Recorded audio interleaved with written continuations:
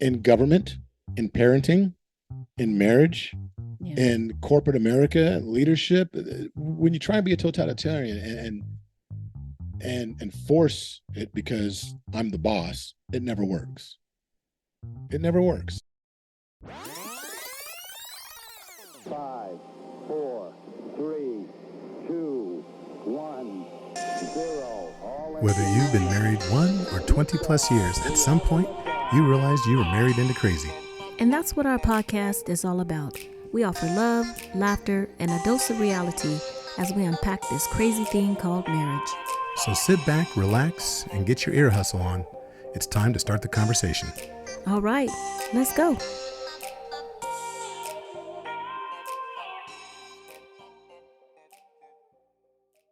Yo, what's up? It's your boy ET. Look, if you're looking to or you got to raise the bar on your marriage, you gotta click the link and get into Married into Crazy, y'all. I'm telling you, this coaching is gonna take your relationship to another level. Now look, you already know you need to raise the bar. You know that already. So stop thinking or overthinking. Click that link, and Marriage into Crazy is gonna take you and your spouse to marital bliss. Now you know. Click the button. Let's go. Happy New Year, and welcome back to another episode of the Married into Crazy podcast with Snooks and Lovey. I'm Lovey. I'm Snooks. And it is 2023. Already. Whoop, whoop. Yep. What were you going to say? I was going to say funny. When you said Happy New Year, I thought you were saying Happy Anniversary to me. So, but we'll get into that in a bit. We will get into that in just a little bit. It is all about you, Snooks. Okay, I like to think that. Hey, and you know what? If you're new to the podcast, we're a couple that, according to Snooks, and it's the truth, we have an anniversary coming up. The first day that this is airing will be our 26th. That's a 2-6 marriage anniversary. Together for 27 years, married 26. And we've been through a lot of different things. And we talk about that here on the podcast, not just what we've been through, but we introduce you to couples and experts that have been through a variety of things or have a knowledge base that they share to help all of us have better, stronger, more impactful marriages. Mm-hmm.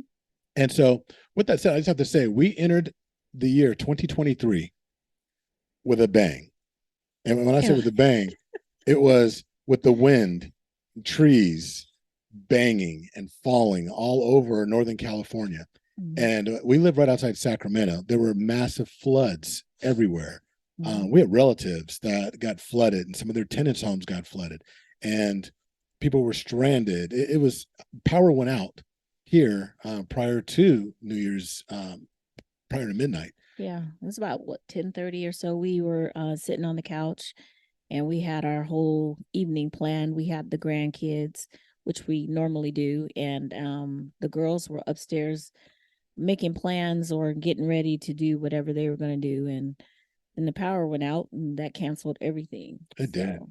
And it just goes to show that, you know, the best laid plans can go awry at any moment. Mm-hmm. It happens in our marriages as well, right? We have all these grand plans. When you say, I do, and you think it's going to be this perfect yellow brick road that's going to lead us to the promised land, and things happen. Mm-hmm. And that's what this podcast is all about. So do us a huge favor. If you would, if you haven't done it already, go over to Apple Podcasts or Apple Spotify, Apple Podcasts or Spotify or YouTube, wherever you're listening or watching, and give us a like. Go ahead and rate us. Give us those 5 stars and leave a comment. You know, let us know how impactful the conversation was, and do us one other favor, and that's go tell a friend. Go invite 2-3 of your friends to do the exact same thing. Introduce them to the Married into Crazy podcast so that way they can learn what it's like to be compassionate, real, accountable, zealous, and yielding.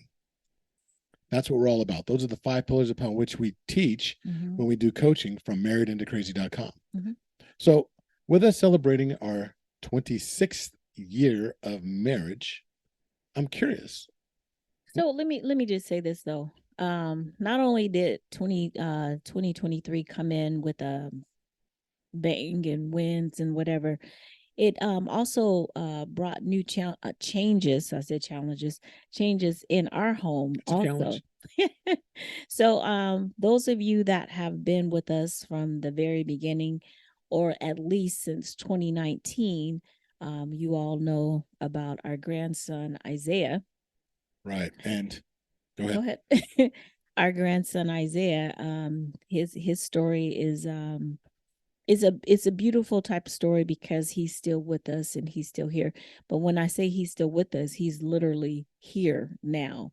So our youngest is 19, and we've now have a permanent addition into our home, and that's by way of Isaiah. So our Well, grandson is now, we are now legal guardians. legal guardians of Isaiah. So, hopefully not permanent. We do these things so that way we can Ooh, stand in the hopefully gap not permanent, please. for the ones that are trying to figure life out and get on their feet and do the things that they need to do. So it would be fantastic, if the miracle takes place, or when the miracle takes place, and his parents are able to step up. But until then, we will stand in the gap. Yeah, we're here.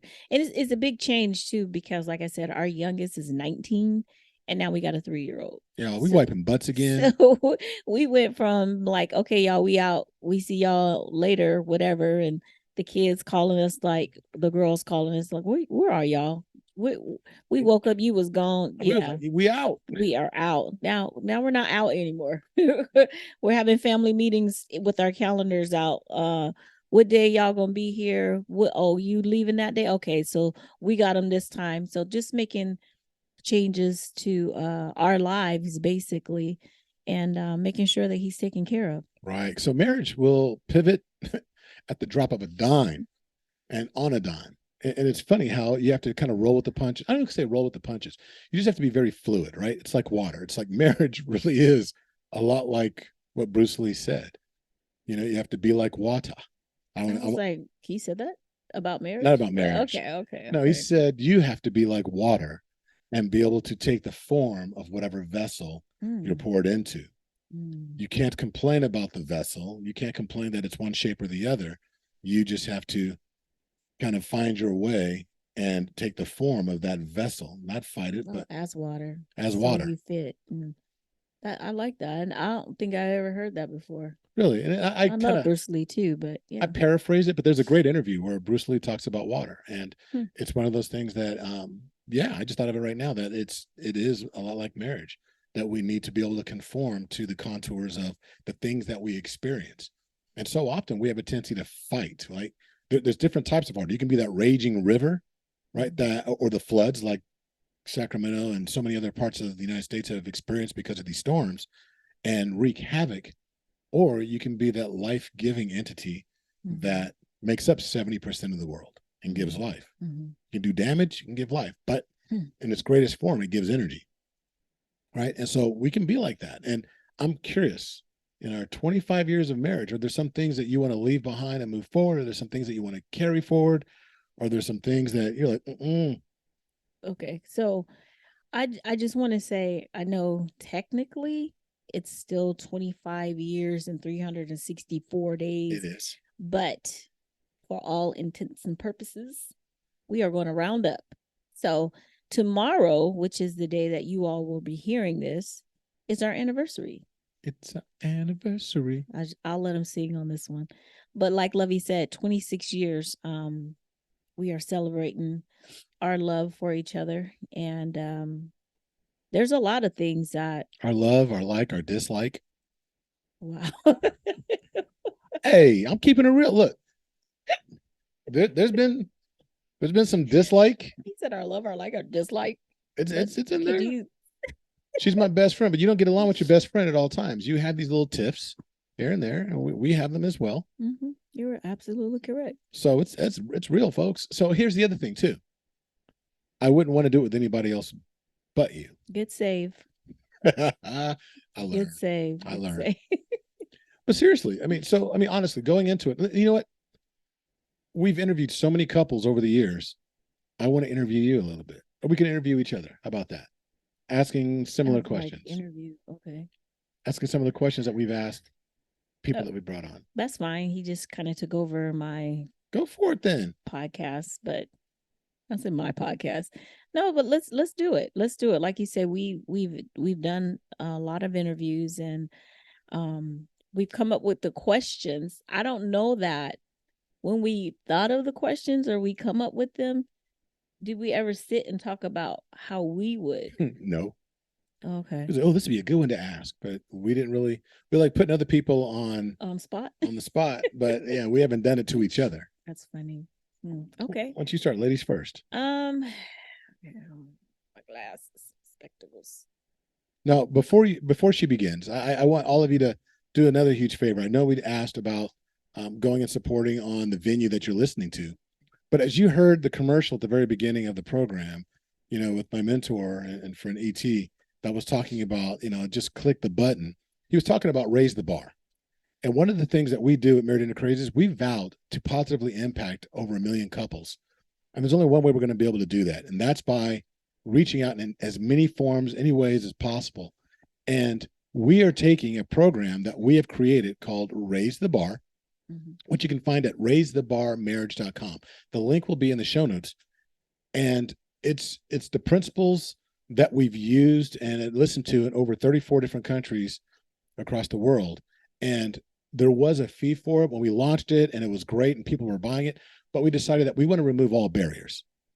So you can pay what you want, anywhere from $5 to $5 million if you want, and please do, but anywhere from $5 up to whatever. But you get to set the tone. You get to pay what you believe the value is for the teachings. Do us a favor, go to raisethebarmarriage.com, look at the reviews, watch the video testimonials, and decide what piece in your home is worth to you, or what that value that you get from the testimonials, what that's worth to you, and just pay accordingly. We're not going to tell you what to pay. This is our gift to you. And we just ask that you be honest and do what you feel is right. But that's there for you. And there's some great teachings there. Again, read what's written there from testimonials, and also watch the videos that are there from actual couples from a variety of different backgrounds that have utilized Raise the Bar and what it's done for them. And you just go ahead and pay accordingly, whatever you want to. Okay. So let's get into these questions. Let's get it. All right. So when I say the phrase, Black excellence in marriage, who comes to mind and why? Ooh. So it's funny because I was reading this differently and I had to reread it again. So who comes to mind and why? And why? Well, okay, so I know that I won't say everybody, but I know a lot of people are probably thinking, oh, he's going to say Michelle and Barack. Michelle and Barack. He's going to say Michelle and Barack. And that's true, but that's not who immediately came to mind.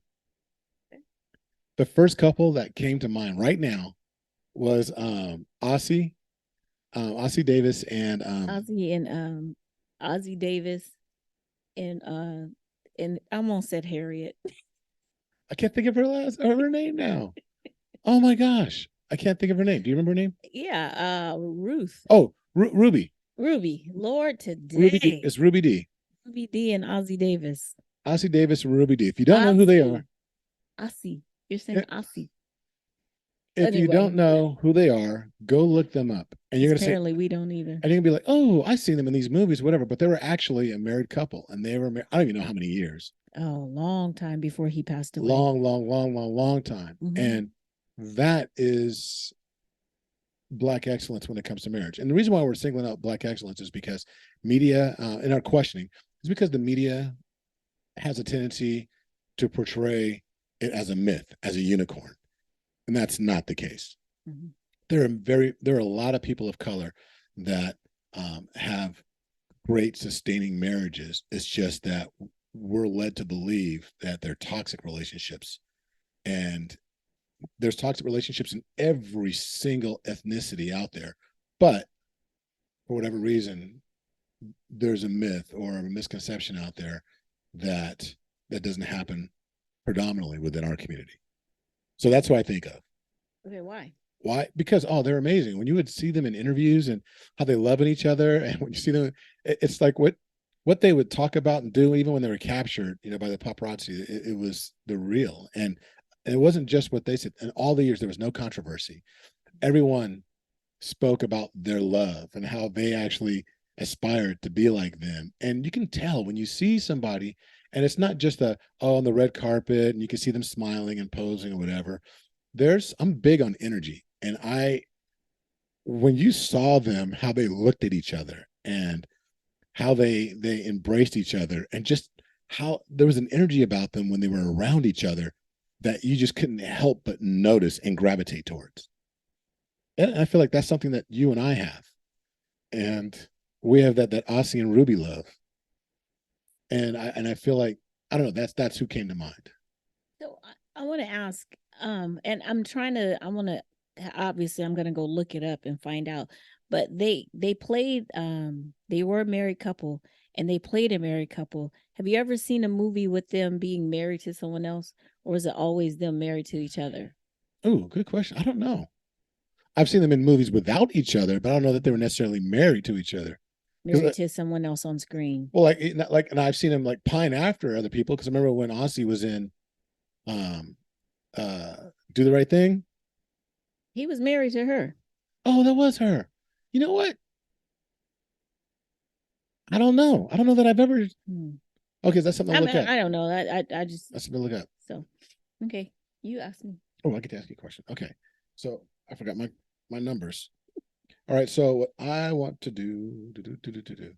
Okay, what is something that you believed early in your marriage that has not stood the test of time? What is something that I believed early in my marriage that has not stood the test of time? Yes. That the man is always right. No, I'm playing. Wow. I'm kidding. I'm kidding. Okay. I'm kidding. Okay. What is something that I believed early?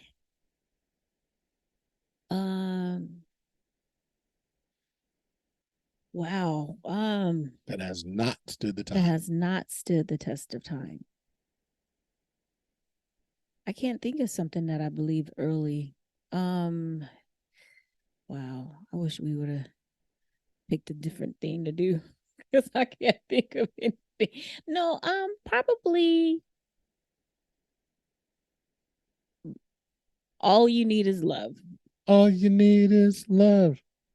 Dun, dun, dun, dun, dun. All you need is love. Yeah, I think that when we first got married, I mean, I've said it before, I'm big on love, and I hope everyone who gets married is too. But I honestly thought that all we had to do is just be in love, and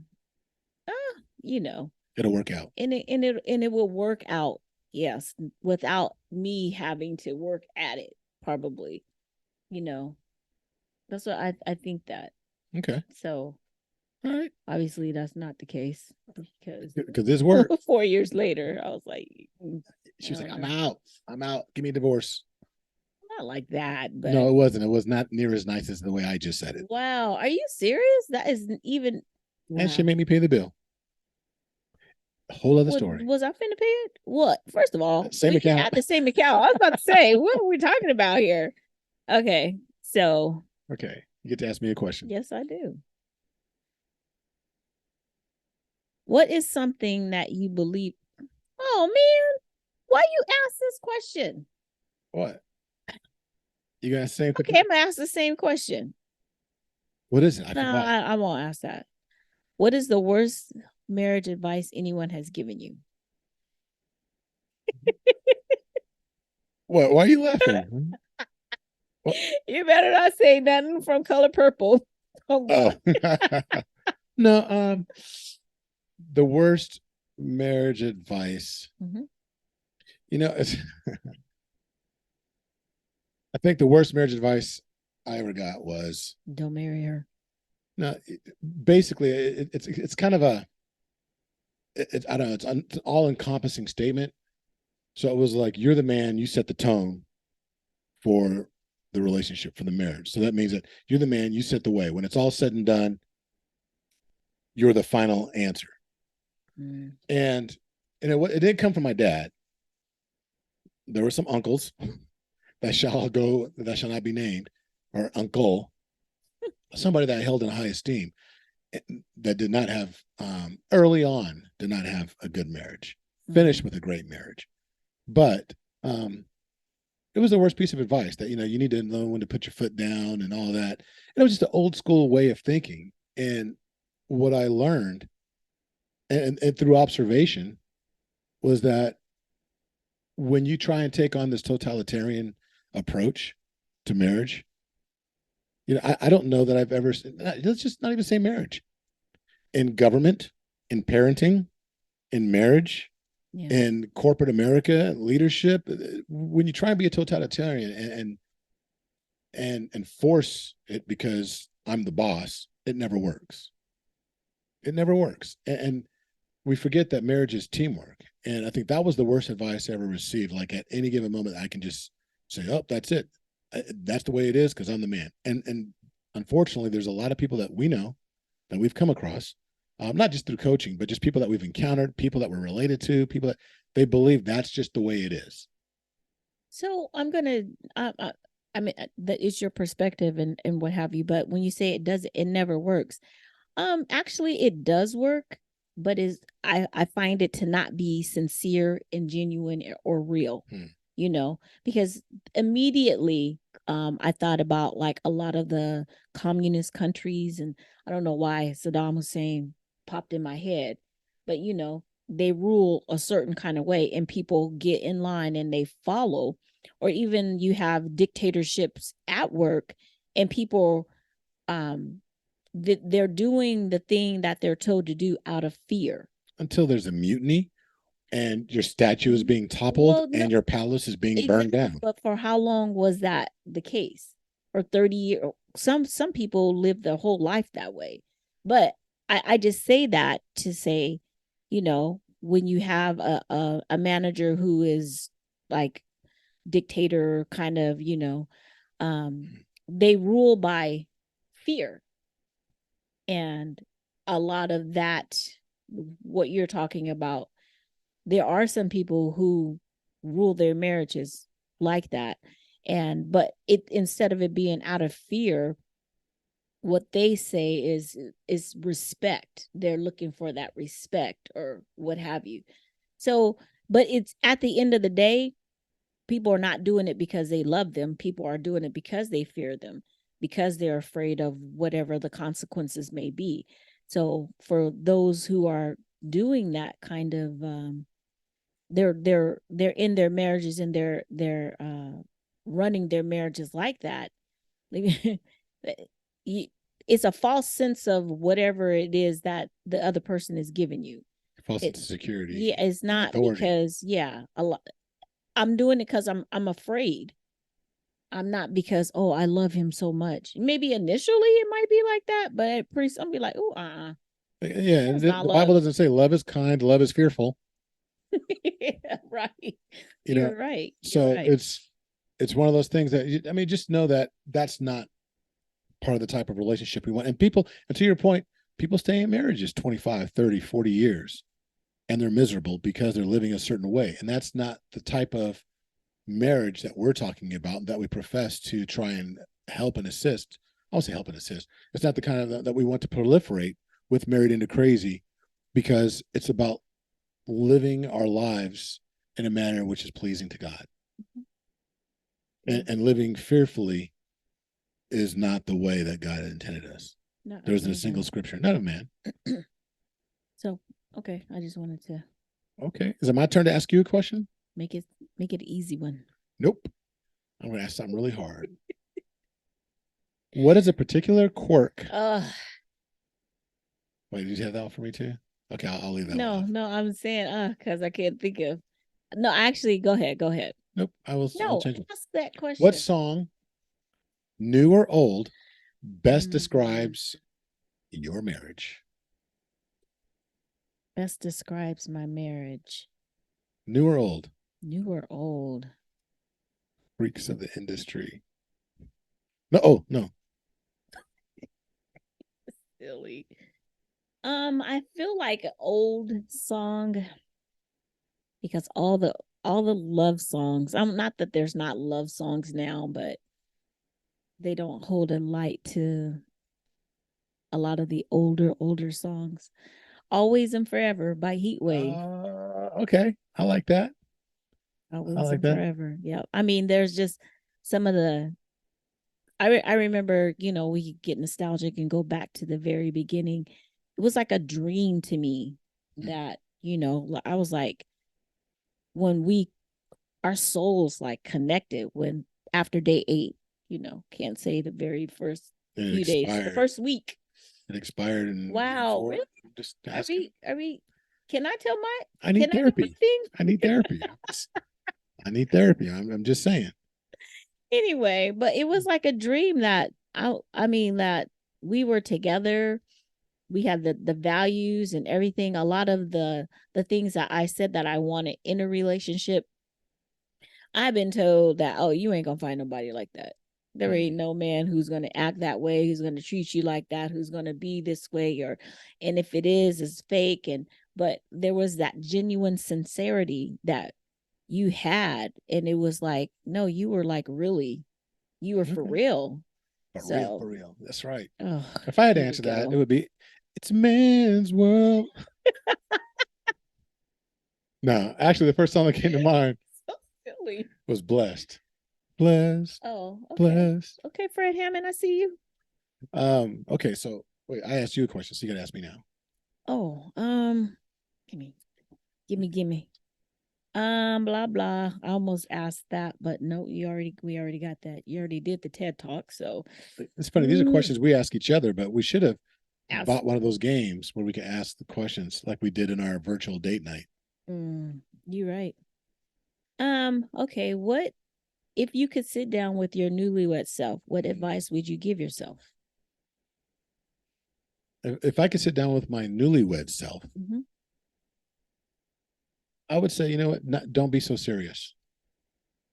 The first few years, I was I was stiff. Yeah, I was checking my posture. I was checking his posture because Lovey did not. You see me over here, I'm slouched. But I was very stiff, rigid, and rigid in our relationship and the way things needed to be done, and with our son, and with dealing with people. And it was just one of those things where I think I would do that. I would be like, relax a little, relax, and enjoy the process by which you're traveling this journey of marriage. It doesn't have to be a certain way. There is no certain way that you're supposed to do this. And though you're not trying to be your father or your mother and they have their experiences, you don't have to be so rigid because you want to be the opposite of what they did. And I think a lot of my decisions early on was like, oh, I'm going down that path. I don't want to be like them. And so I was like very adamant about what I did want, what I didn't want, and so forth. And I think it lent itself to, me not being my true authentic self and just relaxing. I think if I answered that question, mine would be it would be relax, but not in the same tone that you said. Just when we're dancing, you would let me lead? Well, okay, so it kind of fits in with that because I know you have a thing about that. But I didn't realize that I was trying to lead, and maybe I won't say relax. I will say let you lead, give you space to lead, because kind of like with the whole dancing thing, we used to get into it a lot about that. I didn't realize that I was trying to lead. I was just being me and doing what I had always done, which is make sure that I'm taking care of me. I'm doing whatever. I'm just moving, and I'm what do you mean? I wasn't looking at you in the way of I need you to lead me, but I wasn't giving you space to kind of get in there and be the head of the household. Because in my life, I had always been told, you take care of yourself, you don't rely on anyone else, you have your own. Even in a marriage, he don't have to know about that other account, or you have money set aside for a rainy day, blah blah blah, all that.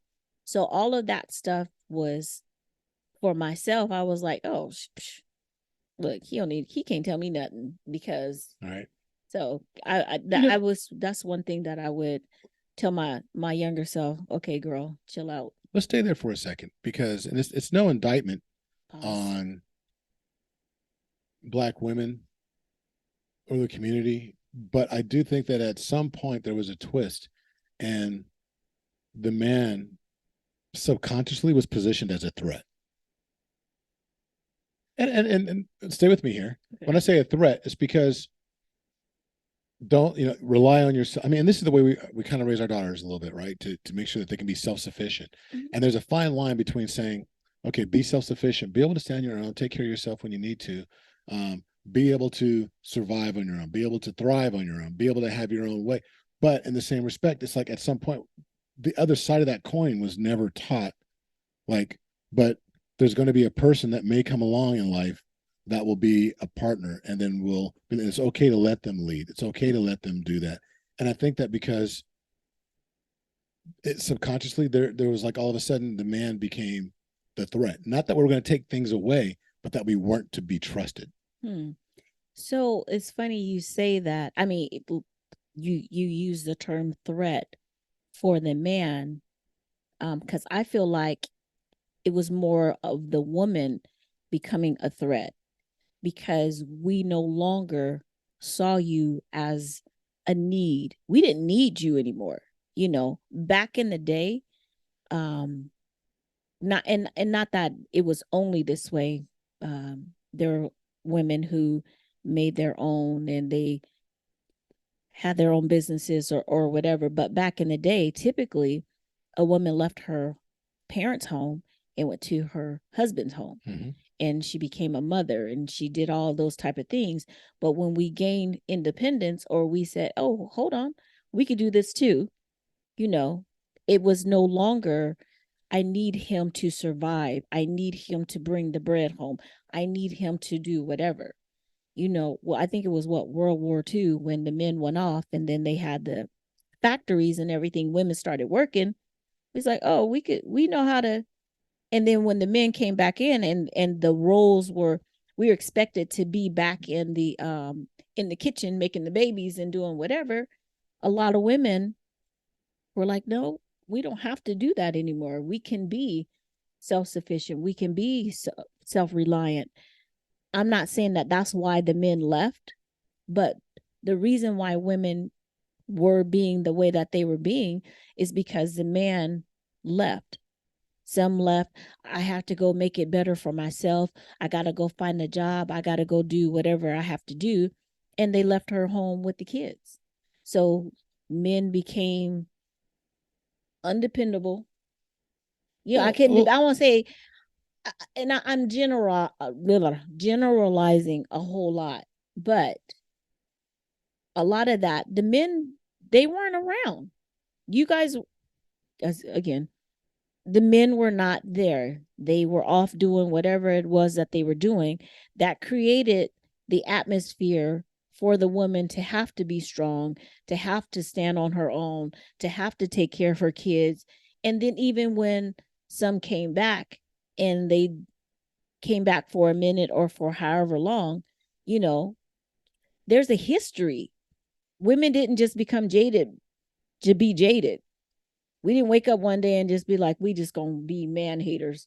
That's what we're called, those who stand on their own, or you just, you trying to be a man, or you're trying to take the man's place. No, it was out of necessity. So it's not so much that men became threats. I think we became threats to men. No, and you're right, because I was looking up something. I wasn't distracted. If you're watching on, yeah, he wasn't YouTube. paying attention. No, I was paying attention because but it's one of those things too. It's not just the African American community, because though I think there was some prominence there because of how strong the man's presence was in the like 1930s, 1940s, and then it wasn't until after the 60s and the 70s where things started to really collapse a little bit. Basically after Vietnam. When the men started coming back from Vietnam, things really started to turn south during and after. What I would say is that women's suffrage, right, happened in the 1919. That's what I was looking up. In 1920 is when the right to vote was ratified.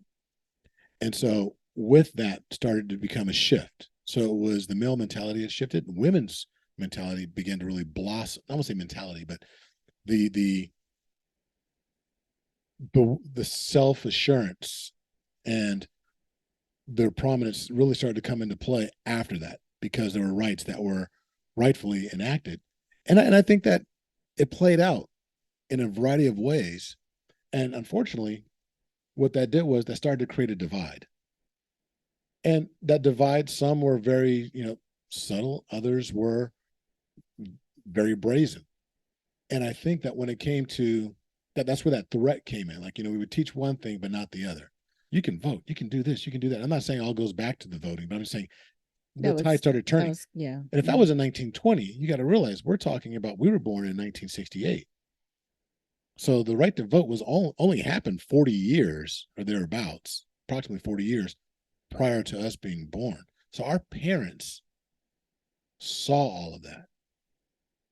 Now, how involved they were, that I don't know, but that was in their lifetime when they started to grow. So there's been an empowerment that really started taking place. And then when the myths started to disappear due to Vietnam and drugs and unemployment and redlining, incarceration, Jim Crow, when all these things were taking place, then they stepped up. But it was also right in line with the empowerment that had happened. There was like an undertone. Mm-hmm. So I think there's a lot of things that came into play. I'm sorry, this became a big old history lesson. But these things, so look at all the different things that impact marriage, that impact the very first institution that God placed on the face of the earth. Mm-hmm. So many things come into play when we're talking about, how the winds came in New Year's, and we got to be like water, and we've got to be able to flow and take the shape and form of whatever we're poured into. I think it plays a part. When we're looking at the first 26 years of our marriage, there was a lot of molding. And you talk about the clay and all that kind of stuff. We made all kind of vases and broke them. Mm-hmm. And they didn't stand the fire and get tested, but we kept coming back to the spinning wheel and pounding that clay and building it up, which is a concept that we talk about in our Raise the Bar series that you can find at raisethebarmarriage.com. Mm-hmm. We really go into it in there. But going forward, I'm getting away from the questions that are here, but going forward, for the next 26 plus years of our marriage, I'm going to put you on the spot. Wait. Did I ask the question or did you? I don't know. Okay, go ahead. What is something that you'd like to see going forward that I'm not going to say you haven't seen in the past 26 years, but something that may have been there, maybe it hasn't been there. But what would you like to see in the next 26 years? Don't say I need to listen more. But what would you like to see? I'm putting myself on the spot, right? We talk about being real.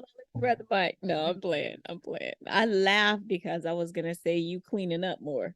Yeah, that's a big part.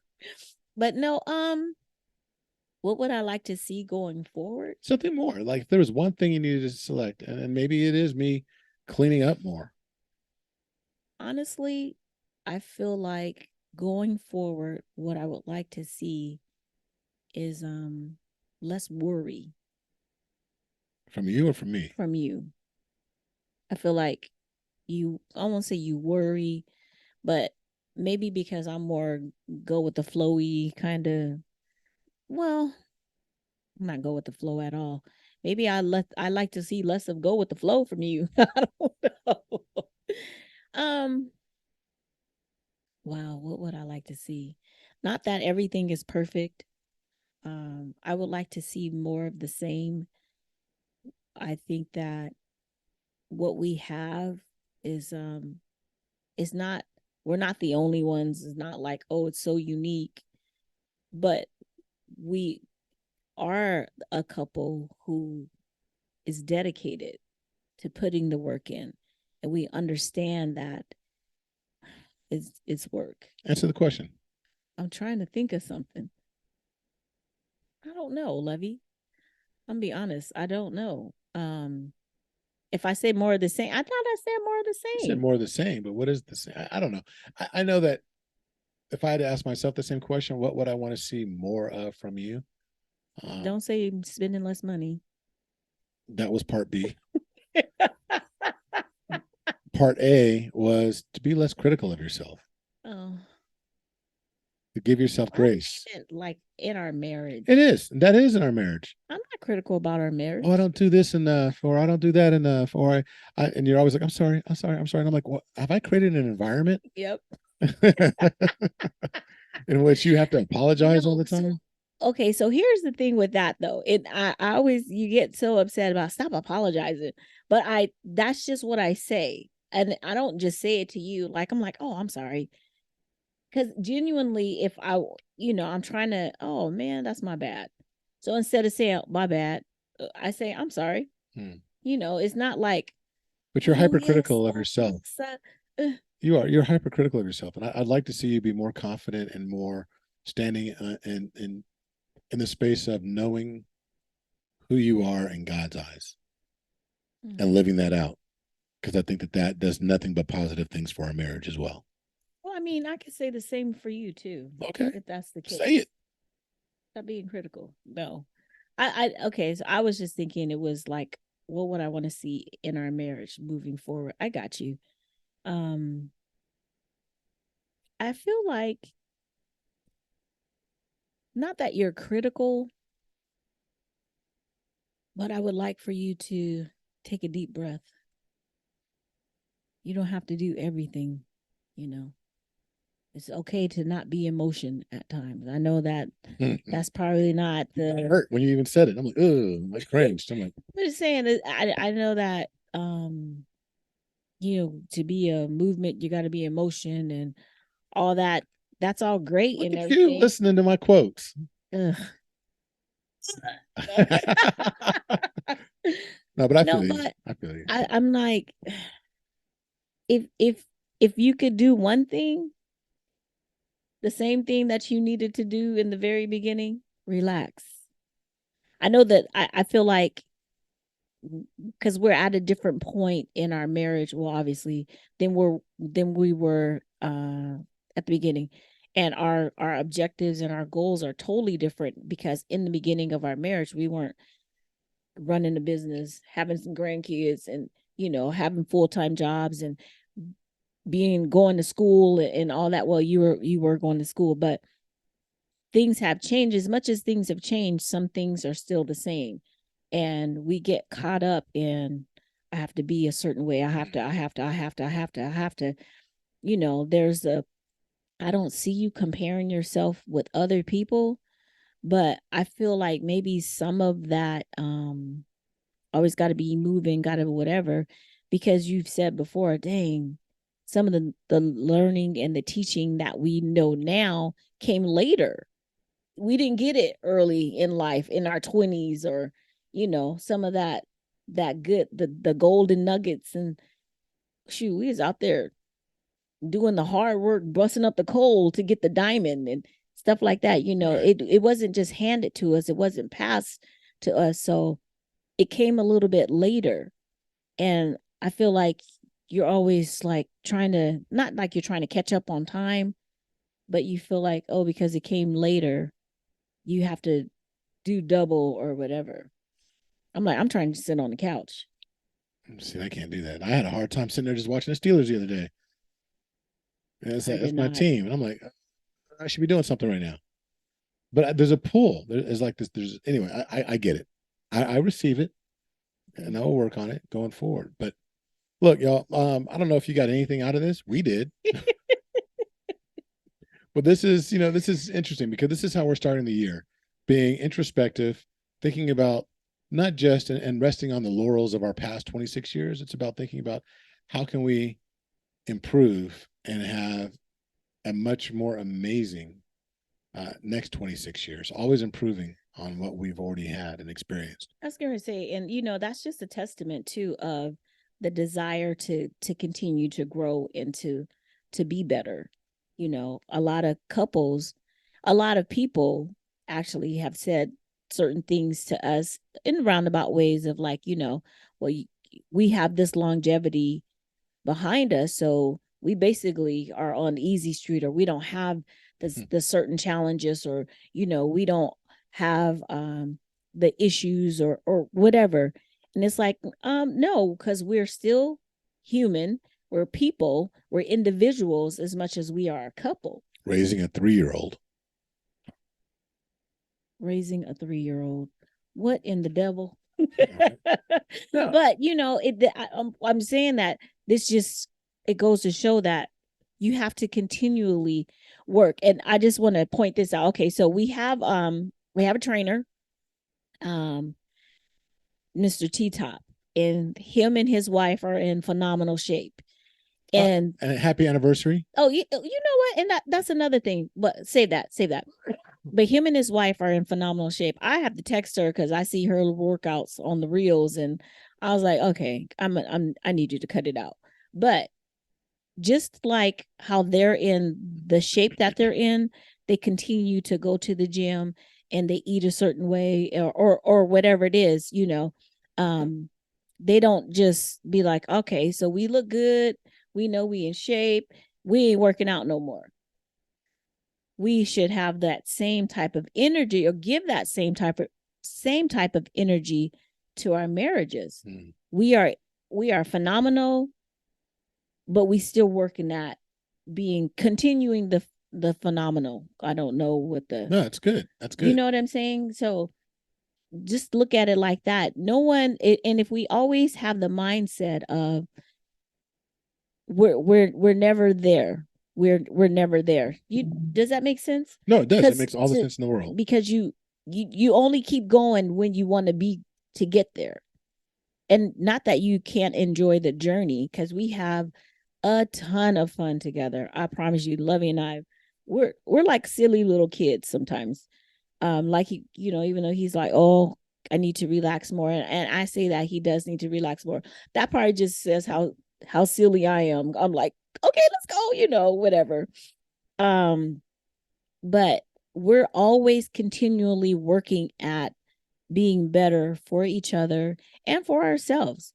So take that mentality. I've said this before, that mentality that you have in growing your business and eating healthy, getting wealthy, or whatever. Take that same energy and put it into your marriage or your relationship, because it will pay off. And even if you are on level 10 and there's no higher level, that doesn't mean your skills, or you should be like, oh, I don't care what happens now. Because no, keep caring, keep working. Well, that's funny. And just so you know, for all you gamers out there, I'm not a gamer, but I do know this. But just because you're like on level 10 and it says that there's a cheat code that'll get you to another level. There's hidden levels to this. There's hidden levels to marriage. And we're not on level 10 or 12 or 20 or whatever we might think it is.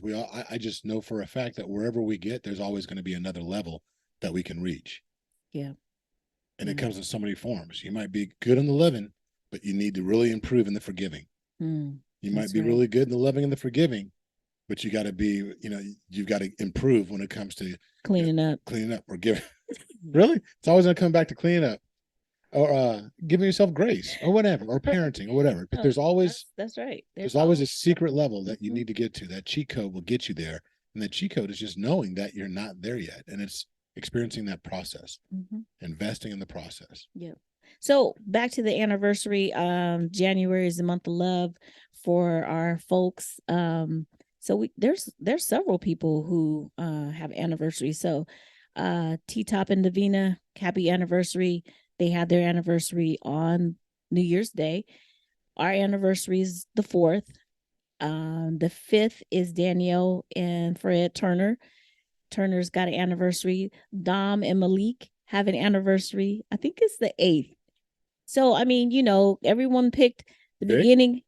The Johnsons have theirs. Is theirs the same as ours? No, it is this month though, huh? I think it's today. I think theirs is today. Because I can't remember, but T-Top, Terrence and Davina was on the 1st. Yeah, I said that, babe. Yeah, but I think Vic and his wife is today.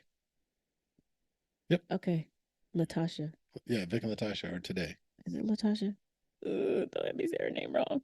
Anyway, this January is the month of anniversaries.